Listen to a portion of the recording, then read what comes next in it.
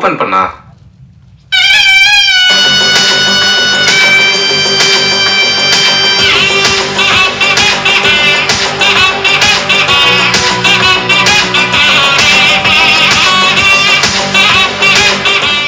நம் சங்க செயலாளர் திரு பேரரசு அவர்களை மேடை கலைக்கிறோம் மற்றும் சங்க நிர்வாகி அனைவரையும் மேடை கலைக்கிறேன். இப்பொழுது இந்த படத்தின் இயக்குனர் தினேஷ் கார்த்தி அவர்களை மேடை கலைக்கிறோம். எடிட்டர் முத்தியா அவர்களை மேடை கலைக்கிறோம். இந்த படத்தை ரிலீஸ் செய்தவர் தினேஷ் கண்ணன் அவர்களை மேடை கலைக்கிறோம்.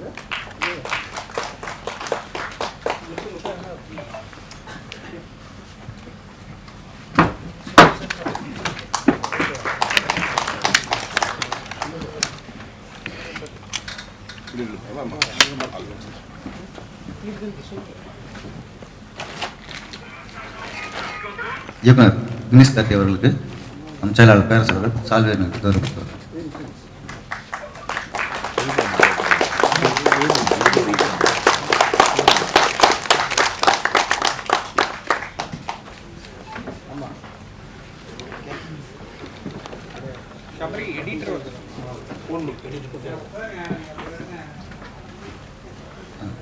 திரு சாயிரமணி அவர்களை மேடை கலைக்கிறோம்.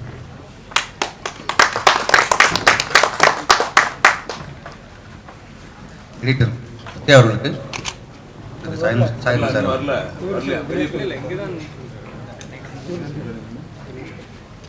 தினேஷ் கண்ணன் அவர்களுக்கு சாயிரமணி அவர்கள் சால்வை கௌரவிப்பார்.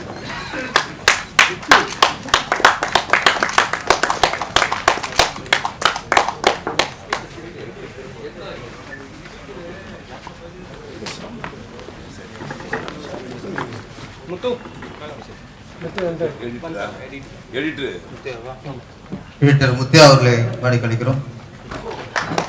முத்தியா அவர்களுக்கு ரமேஷ் பிரபார்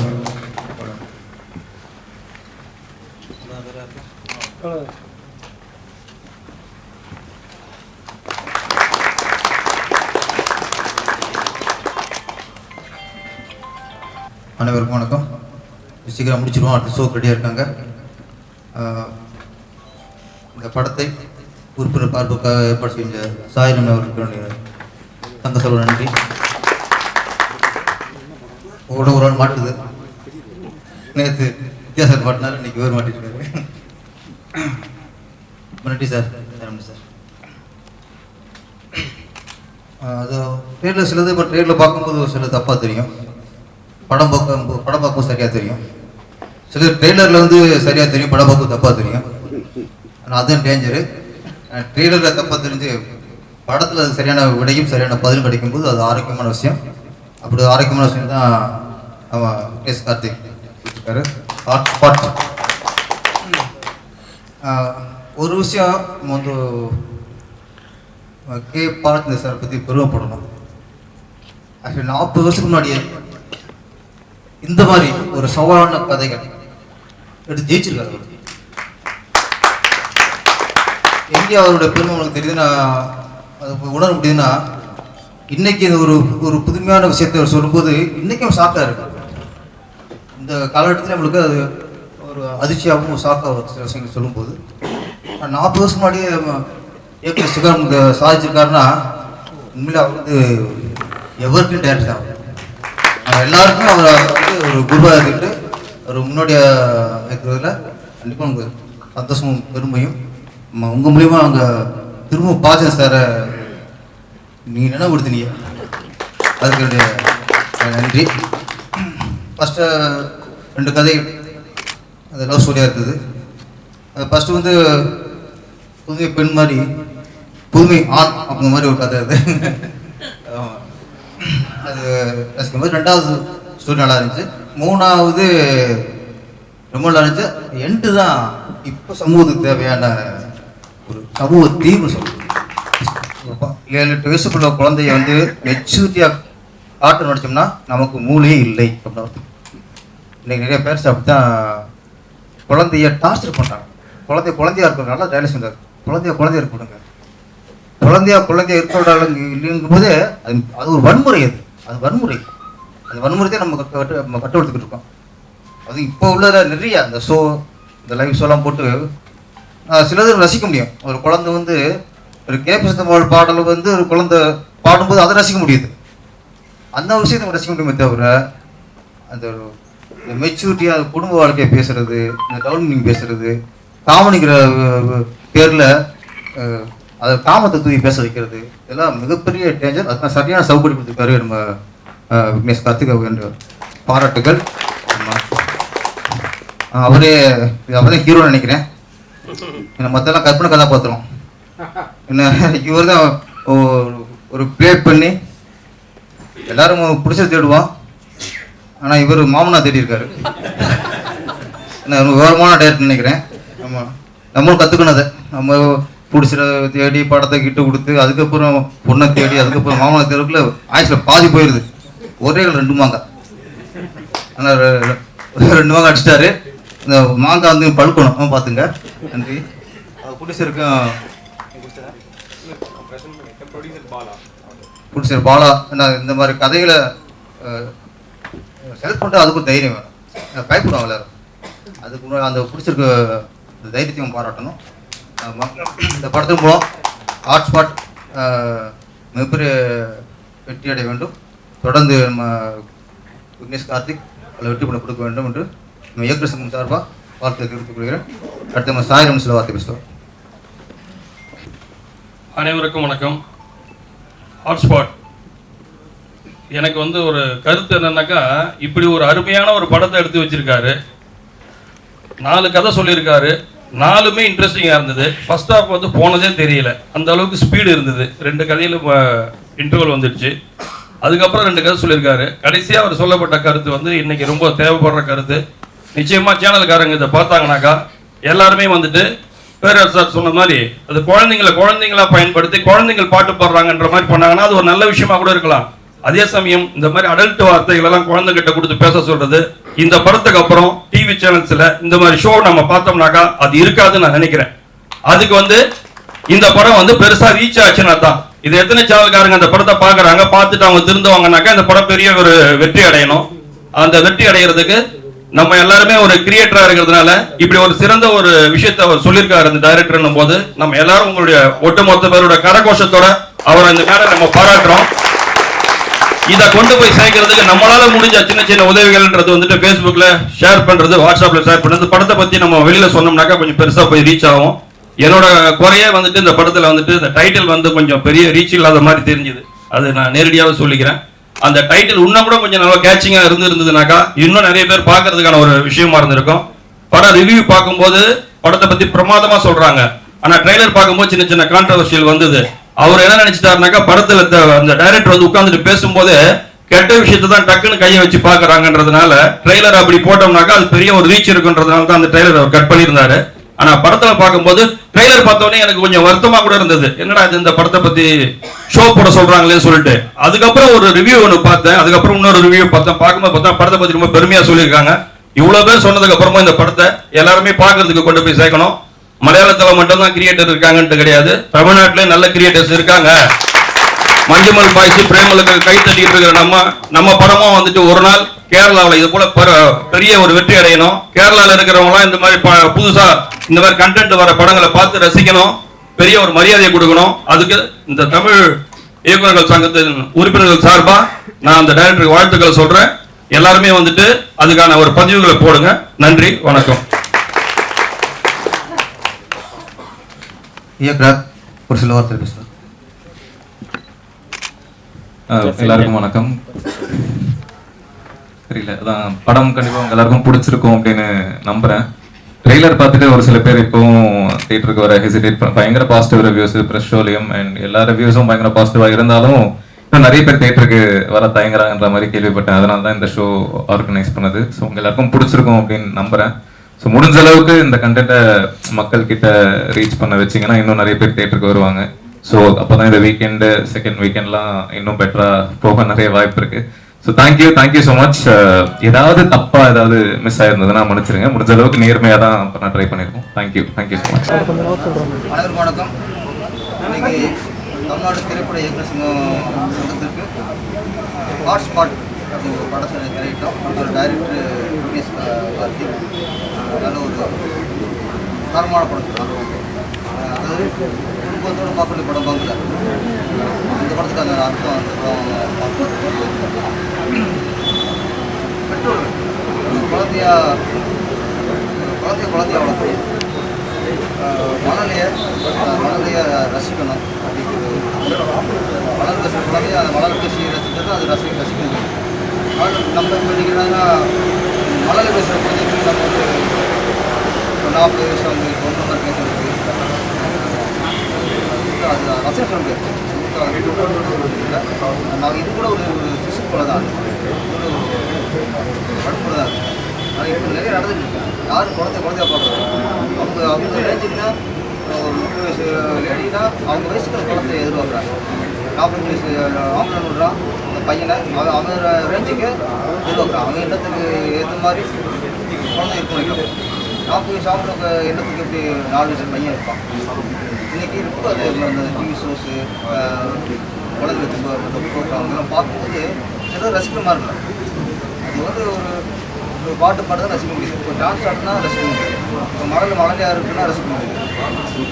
ஸ்கூல் ட்ராமாலாம் போடுவாங்க. அப்போ ஒரு குழந்தை வந்து இந்திரா காந்தி வேஷம் போடுங்க. அது இந்திரா காந்தி வேஷம் போட்டாலும் சரி, ஜெயலலிதா வேஷம் போட்டாலும் சரி, எம்ஜிஆர் வேஷம் போட்டாலும் சரி, நம்ம குழந்தைகளை பார்த்து ரசிப்போம் அது. ஆனால் இப்போ என்னென்னா இந்திரா காந்தி ரேஞ்சுக்கே பேச நினைக்கிறாங்க, ரேஞ்சுக்கே பேச நினைக்கிறாங்க. அது எப்படி முடியும்? அது வந்து அந்த குழந்தை நம்மளே கொண்டுறோம். அதைத்தான் அவங்க டேரக்டர் வந்து இதில் சொல்லியிருக்காரு. ஆக்சுவலி இந்த படம் வந்து எனக்கு தெரியும் நல்ல பெற்றோர், ஒரு பொறுப்பான பெற்றோர் வந்து கண்டிப்பாக அந்த படத்தை வந்து பார்க்கணும். அது இந்த படத்தோடு பார்க்கணும். இந்த படத்துக்கு ஏசிட்டு அது கொஞ்சம் வருத்தம் அளிக்குது. ஏன்னா இது குடும்பத்தோடு பார்க்கணும். படத்துக்கு போய் ஏசிட்டு கொடுத்துட்டாங்க. ஆக்சுவலாக இன்னும் 4-5 கட்டு கொடுத்துட்டு இது வேலை கொடுத்துருக்கலாம். அது கொஞ்சம் வருத்தம் அளிக்குது. இந்த மாதிரி படத்தை தான் நம்ம குடும்பத்தோட பார்க்கணும் அப்படின்னு படத்துக்கு ஏற்கனவே தயாரிப்பு படிக்கிற இடத்துல விளையாடுவோம். ஸ்கூல் விட்டால் பசங்க விளையாடுவோம், கபடி விளையாடுவோம், கொக்கோ விளையாடுவோம், கிரிக்கெட் விளையாடுவோம். அப்புறம் நம்ம போய் குளத்துல போய் 5-6 பசங்க சேர்ந்து குளத்துல தூச்சி விளையாடுவோம், மரம் ஏறுவோம், மாங்காய் பறிப்போம். எல்லாமே உடம்பு ஃபிசிக்கல் ஆக்டிவாக இருந்துச்சு. இப்போ அது போச்சு. ஸ்கூலில் போனோன்னு அப்படியே தூக்கி போட்டு ஒன்று வேன்லேயோ எதுலேயோ அது நாய் மண்டை அடிச்சுட்டு போவாங்களா, அந்த மாதிரி மொத்தமாக அடிச்சுட்டு வீட்டில் இறங்கிட்டு போகிறாங்க. அதுபோல் ஸ்கூல் 9 மணிக்குன்னா 7 மணிக்கு வீட்டு வாசலில் வேன் வரும். சில படத்தில் 1.5 மணி நேரம் வேன்லேயே ஸ்கூல் போய் டவுன் இதெல்லாம் கொஞ்சம் பார்க்குறது. அதனால் ஸ்கூல் போயிட்டு நம்ம வீட்டுக்கு வந்தால் செல்ஃபோன், டிவி ஷோ, ஃபிசிக்கல் போச்சு. மனிதரோட மனிதர் பழகுறது, பேசுறது குறைஞ்சி போச்சு. குழந்தைகள் புதுசு முன்னாடியே பேசிக்கிறது இல்லை. இப்போது சொந்தக்காரங்க ஒரு 4 பேர் தான் 4 ஃபோன் வச்சுட்டு மூலையில் உட்காடுறாங்க. நிறைய இடத்துல பார்க்கணும். செல்ஃபோன் வந்து உறவுலேயே சந்திச்சு முன்னாடி இதை மாமியாருக்கு இப்போ எதிரி மருமகளுக்கு எதிரி மாமியார் சொல்லுவாங்க குடும்பத்தில். இப்போ அது இல்லை. இன்னைக்கு மாமனாருக்கு, மாமியாருக்கு, மருமகனுக்கு, மருமகனுக்கு, குழந்தைகளுக்கு எல்லாருக்குமே குடும்பத்தில் ஒரே எதிரி செல்ஃபோன். அதுதான் இன்னைக்கு குடும்ப வரவே சேர்த்துக்கிட்டு அதே ஒரு சொல்லிக்காரு. அப்போலாம் நம்ம இப்போ விளையாண்டோம், அதை போச்சு. அதனால் குழந்தைல இருக்கிறதா தான் உடம்பு உள்ளத்துக்கு ஆரோக்கியம், உடம்புக்கு ஆரோக்கியம். இதெல்லாம் நம்ம வந்து நல்லா ஒரு சொன்னார். பொண்ணு கொண்டாடி கொண்டுட்டாங்க. 1000 விஷயங்களா ஒரு டைலாக்ல அவ்வளோ கதையை அடங்கிடுச்சு. அவனை தெளிவு கொடுக்கும் போது தான் அந்த அம்மா பண்ண தப்பு. இந்த அம்மா தான் குழந்தைய இருக்க விடல இருக்கும். அது ஃபேமஸ் ஆகணும். நல்லா சொன்னார். டிவி ஃபேமஸ் ஆகணும்னா கொலை பண்ணாலும் நாளைக்கு பேப்பரில் ஃபோட்டோ வரக்கும் போது, ஒரு குழந்தை கற்பிடிச்சாலும் ஃபோட்டோ பேப்பரில் வரக்கும் போது புகழும்னா நல்ல புகழ் இருக்குல்ல. காதலில் நல்ல காதல் கள்ளக்காதல் சொல்லுவோம். அது புகழ்லையும் நல்ல புகழ், கெட்ட புகழ் இருக்கும். கெட்ட புகழ் தேவையில்லை. கெட்ட புகழில் ஒன்று எப்படி இது கொலை கற்பழிப்பு இதில் புகழுடைய இருக்காங்க. அதெல்லாம் எவ்வளோ நாசமாக போனால் ஒரு ஐயக்கியத்தனமான ஒரு புகழ். அதே மாதிரி குழந்தைகளுக்கு புகழ் வந்துருக்காக அதை வேற ரூட்டில் கொண்டு வரும். அதாவது நாளைக்கு என்னென்ன போகலாம், நாளைக்கு குழந்தை உயிரை போச்சுக்கலாம். ஒரு 20 வயசில் தெரிய வேண்டிய விஷயத்த ஒரு வார்த்தைக்கு அர்த்தம் 27 வயசில் தெரிய வேண்டிய ஒரு விஷயத்த ஒரு 6 வயசு குழந்தைக்கு அதுக்கு அர்த்தம் தெரியாமல் வந்து கேட்க போய் கொடுத்து அது மாட்டு அதான் கதையே தான். அது வந்து இவரை அங்கேருந்து வந்திருந்தாலும் எப்பவுமே அனுபவங்கள் பேசும். என்னைக்கு அனுபவம் சொல்கிறது தான் உண்மை, அனுபவம் சொல்கிறது தான் சத்தியம். அப்போ நம்ம ஒரு விஷயத்தில் அடிபட்டு பாதிக்கப்பட்டு ஒரு அனுபவிச்ச விஷயத்தை சொல்லும்போது அதில் 100% உண்மை இருக்கும். இவர் வந்து அதை கடந்து அந்த அனுபவத்தில் வந்து அந்த படத்தை எடுத்துருக்காரு. அதனால் 100% இவர் சொல்கிற விஷயம்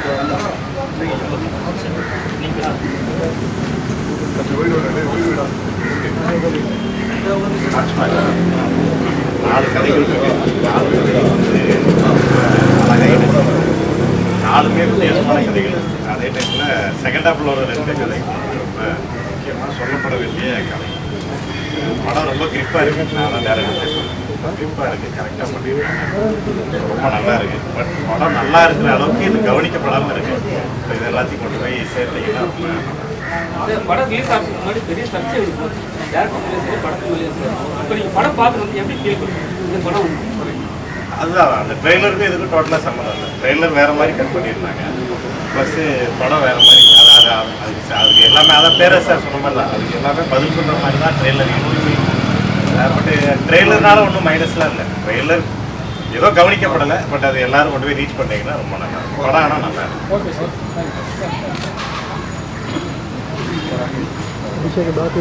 ஹாட்ஸ்பாட் படம் பார்க்க வந்தோம். திரைப்பட இயக்குநர் சங்கத்துக்கான ஷோ போட்டாங்க. அந்த ஷோவில் தான் அந்த படத்தை பார்த்தேன். இந்த படம் பார்க்கறதுக்கு முன்னாடி ட்ரெய்லர் பார்த்துருந்தேன் நான். அந்த ட்ரெய்லர் பார்க்கும்போது எனக்கு வந்து என்னடா படம் இது அப்படின்ற மாதிரி தோணுச்சு. இந்த படத்தை முழுசாக பார்த்ததுக்கப்புறம் தான் தெரியுது என்ன படம்டா இது அப்படின்ற மாதிரி இந்த படத்தை பற்றின ஒரு நல்ல ஒரு ஒப்பீனியன் வந்திருக்கு.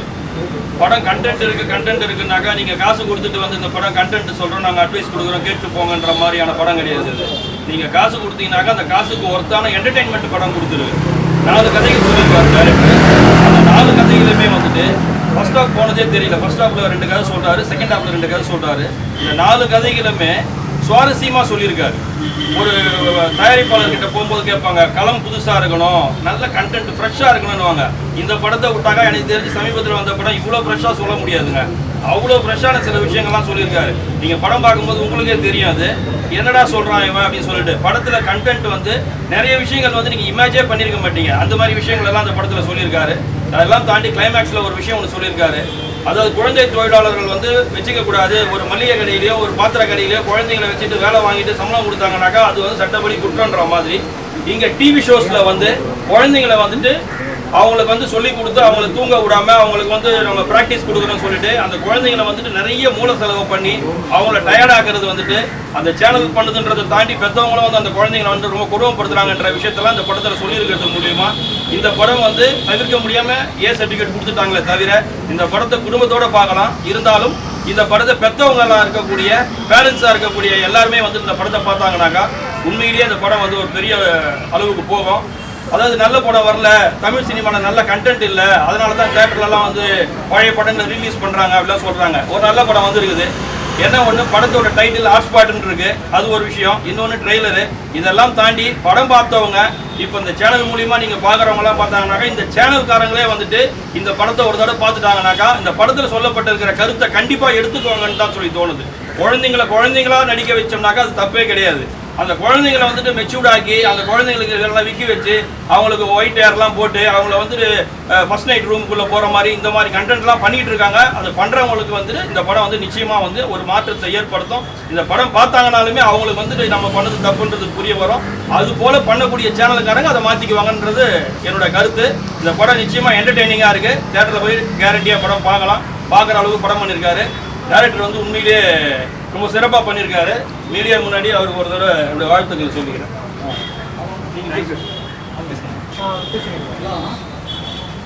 தேங்க்யூ. அதான் ஹாட்ஸ்பாட் பயங்கர பாசிட்டிவ் ரிவ்யூஸு, ஃப்ரெஷ் ஷோ, அதுக்கப்புறம் ரிவ்யூஸு, மக்களும் தேட்டருக்கு வர மக்கள் எல்லாருமே பயங்கரமாக என்ஜாய் பண்ணுறாங்க, செலிப்ரேட் பண்ணுறாங்க. ஆனால் ஏதோ இன்னும் நாங்கள் எதிர்பார்த்த அளவுக்கு ஃபுட்பால் தேட்டரில் இல்லை. மேபி ஒரு சில பேர் ட்ரெய்லர்னால ஹெசிடேட் பண்ணி வராமல் இருக்காங்களா அதெல்லாம் தெரில. மலையாள படங்களுக்கு நீங்கள் அவ்வளோ சப்போர்ட் பண்ணுறீங்க. ஜெனுவனாக ஒரு நல்ல படம் பண்ணியிருக்கோம். நீங்கள் தேட்டருக்கு இப்போவும் உங்களுக்கு டவுட் இருக்குது அப்படின்னா நான் கான்ஃபிடென்ட்டாக ஒரு விஷயம் சொல்கிறேன். நீங்கள் கண்டிப்பாக தேட்டருக்கு வந்து பார்த்தீங்க அப்படின்னா உங்களுக்கு படம் ரொம்ப பிடிக்கும்.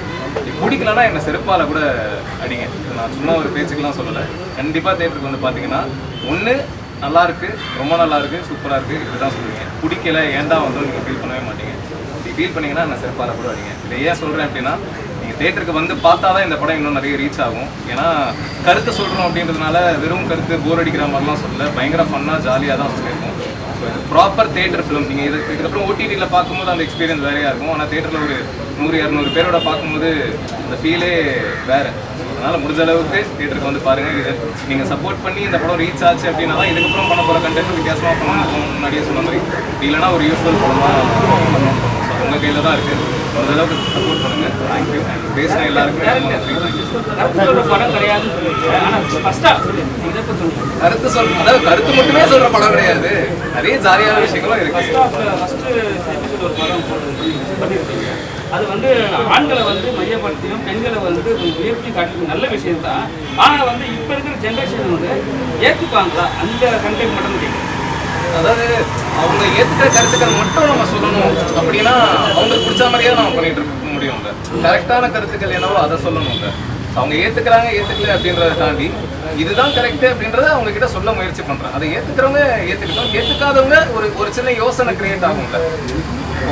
வீட்டில் வந்து ஒரு பொண்டாட்டியை அடிமைப்படுத்தி வச்சுட்டு இருக்கிற ஒரு ஹஸ்பண்ட் கிட்ட அதே மாதிரி இருங்கன்னு சொன்னாதான் அவர் ஏற்றுப்பார். இல்லை ஏன் இப்படி பண்ணுறீங்க அப்படின்னு அவர் ஏற்றுக்க மாட்டார்.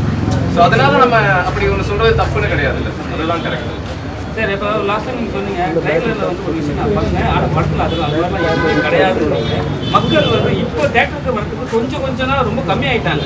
இப்போ நீங்கள் சொன்ன மாதிரி மஞ்சுமல் பாய்ஸ்லாம் பெரிய பெரிய படம்லாம் வந்து அங்கே ஓடின படமே இங்கே ஓடுது. அது இல்லாமல் வந்து ரீரிலீஸ் படமும் ஓடுது. இந்த மாதிரி நல்ல கேரக்டர் படங்கள்லாம் வந்தால் கூட ஏன் வந்து தேட்டர் ஓனர்ஸ் வந்து தேட்டர் கொடுக்க மாட்டாங்க? அது சின்ன படம், ஸ்டார் காஸ்டிங், நல்ல காஸ்டிங், நல்ல ரிவ்யூஸ், எல்லாம் நல்லா போகுது, எல்லாம் பாசிட்டிவாக போகுது. இன்னைக்கு என்ன செவ்வாய்க்கிழமை, இன்னைக்கு கூட நீங்கள் வந்து ஷோ போட்டுருக்கீங்க, இன்னைக்கு நல்லா தான் போயிட்டு இருக்கு. ஆனால் இருந்தாலும் ஏன் வந்து தமிழ் படத்துக்கு மட்டும் தேட்டர் கொடுக்க மாட்டாங்க மேக்ஸிமம்? அது தெரியல. நம்ம மக்கள் தமிழ் படங்களுக்கு வந்து பார்த்தா தான் கொடுப்பாங்கன்னு நினைக்கிறேன். அதான் கேட்குறேன் நானும் ஆடியன்ஸ் கிட்ட. முடிஞ்ச அளவுக்கு நீங்கள் தேட்டருக்கு வந்தால் தான் அது இன்க்ரீஸ் ஆகும், அப்போ தான் இதுக்கு ஒரு சப்போர்ட் கிடைக்கும். அது மேபி ஒரு ஏ சர்டிஃபிகேட்ன்ற ஒரு விஷயமா இருக்கலாம், ட்ரெய்லர்னால ஒரு ஹெசிடேஷன் இருக்கலாம். ஆனால் அப்படி கிடையாது. இப்போ பார்த்தவங்க எல்லாருமே இது குடும்பங்கள் பார்க்கணும் அப்படின்னு தான் சொல்கிறாங்க. ஸோ அந்த ஒரு ஹெசிடேஷன் கூட இருக்கலாம்னு நினைக்கிறேன். பப்ளிக்கோட ஒரு விஷயம் ஒன்று இருக்குது சார். 4 படம் பண்ணியிருக்காரு, 4மே நல்லா இருக்கு. கொஞ்சம் லென்த்தியாக பண்ணால் கொஞ்சம் திருப்தியாக பண்ணுவாருன்னு சொல்லிட்டு ஒரு விஷயம் இருக்குது. திருப்பி அது பண்ணுவீங்களா இல்லை அதோட முடிச்சுடுவீங்களா? 4 ஸ்டோரி இருக்கு, 4 ஸ்டோரியும் வந்து சின்னதாக முடிச்சிட்டீங்க. லென்த்தியாக எதாவது பண்ணுவீங்களா பெரிய படமா? அடுத்த படம் ஒரு ப்ராப்பர் 2 hours ஃபீச்சர் பண்ணலாம். ஸோ அது லென்த்தியாக தான் நல்லா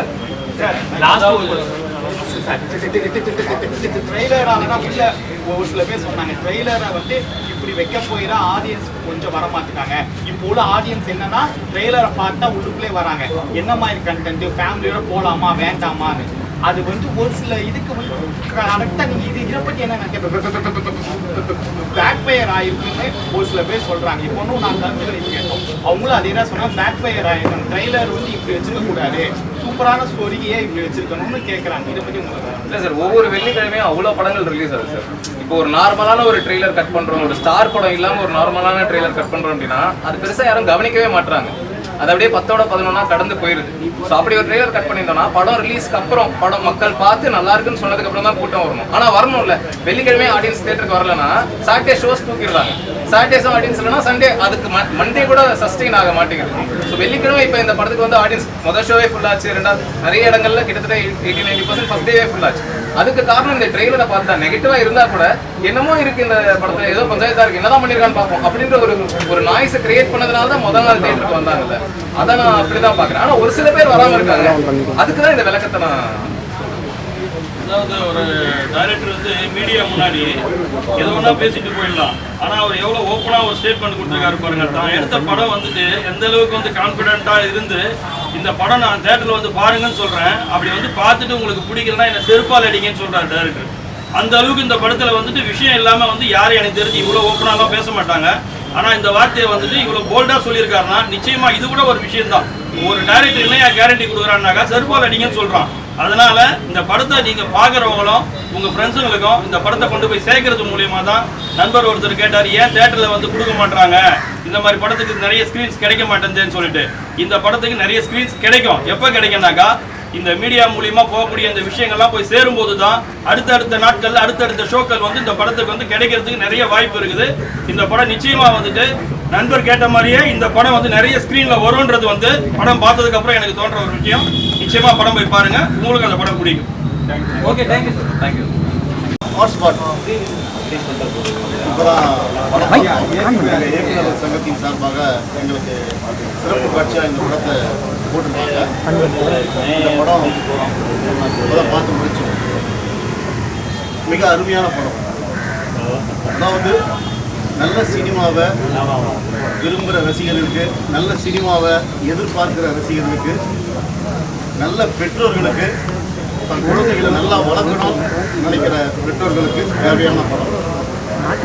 ரொம்ப அருமையா இருக்கு. அதாவது முதல் பாதி 2 கதையாகவும், இரண்டாவது பாதி 2 கதையாகவும் இருக்கு. இதுல முதல் பாதியில ஒரு அழகான விஷயத்தை சொல்லியிருந்தாங்க.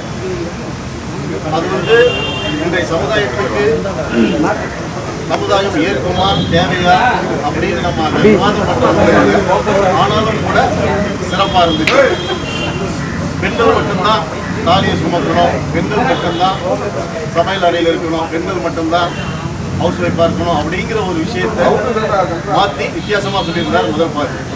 அதே மாதிரி இரண்டாவது பாதி அப்படின்னு ஒவ்வொரு விஷயமும் 4 பாதியான கதைகளில் வந்து ஒவ்வொரு பாதியும் மிக அருமையாக இருந்துச்சு.